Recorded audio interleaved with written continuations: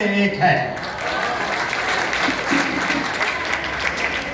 कोई और होंगे गिला करने वाले, कोई और होंगे गिला करने वाले, है हम हर हाल में वफा करने वाले। बाबा तुम ही आए हो हमारे जीवन में खुशियां बनके, बाबा तुम ही हो हमारे दर्द की दवा करने वाले। तमन्ना लाख हो चाहे, तमन्ना लाख हो चाहे, ना कभी दीदार होता है, समाये भीम आंखों में तो वीरान भी गुलजार होता है। मंच पर बैठे हुए हमारे उपासक उपासिका, हमारे भीमराव साहब, मुझे बोलना नहीं था क्योंकि समय नहीं है, लेकिन मुझे कुछ आह्वान करना था। बुद्धिस्ट सोसाइटी ऑफ इंडिया, हमने 40 साल ऐसे ही निकाल दिया, हमने बहुत समय बर्बाद कर दिया।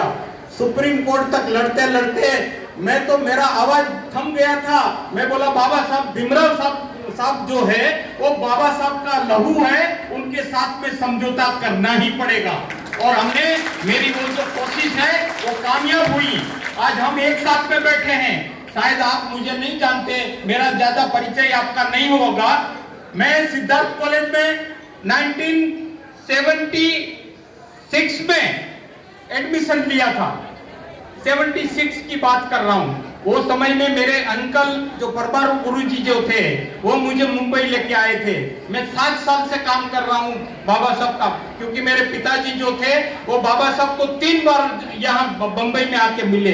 वो हमारे बाबा साहब ने जो पार्टी स्थापित किए थे वो उनका बहुत जबरदस्त कार्यकर्ता थे गुजरात के। तो ये मैं आपको ये बताना चाहता हूँ और मेरे बारे में ये कुछ बताना चाहता हूं कि मैं उस जगह से आया हूं, मैं उस जगह से आया हूं जहां ऐसे आदमी का जन्म हुआ कि जिसने पूरा ब्रिटिश सल्तनत को घुटने पे टेकने पे मजबूर किया था, जिसकी हमारी जो करेंसी है, नोट है, उसमें उसका नाम छपता है, उनका फोटो छपता है।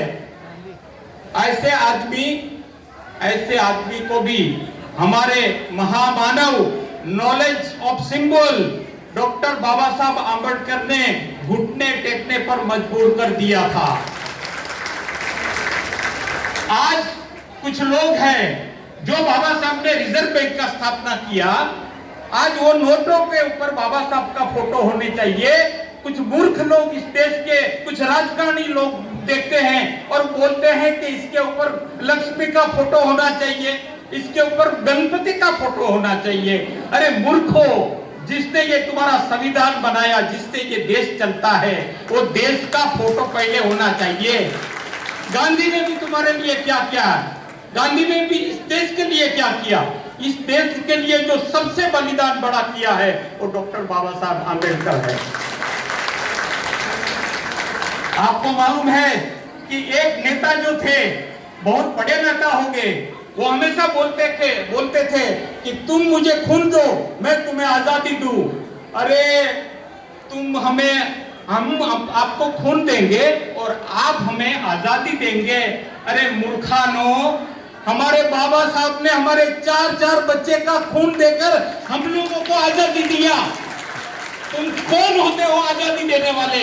हमारे बाबा साहब ने हमारे लिए जो कुछ भी किया, वो चमड़े के जूते भी बनाएंगे।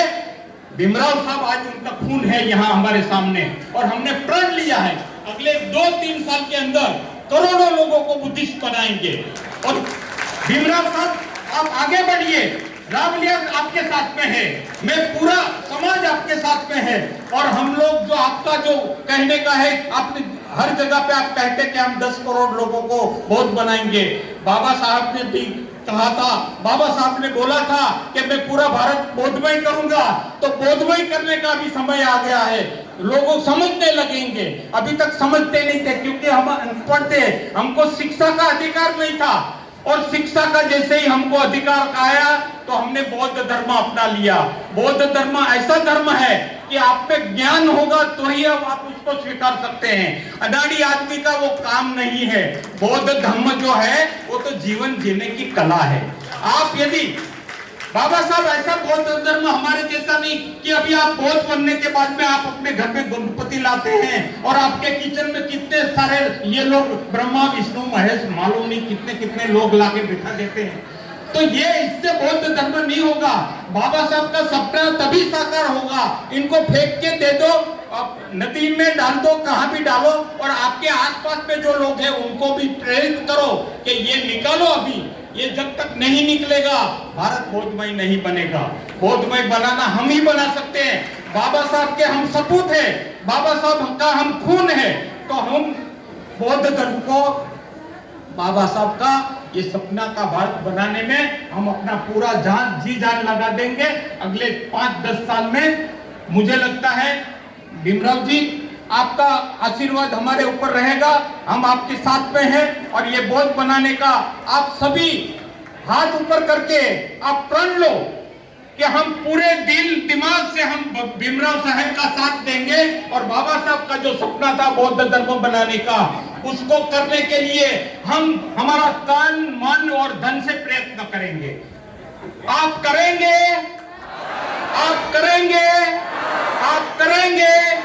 आप ये प्रतिज्ञा ले रहे हैं अगले 2-4 साल के अंदर पूरा भारत को बौद्धमय बनाने का। नमो बुद्धाय, जय भीम।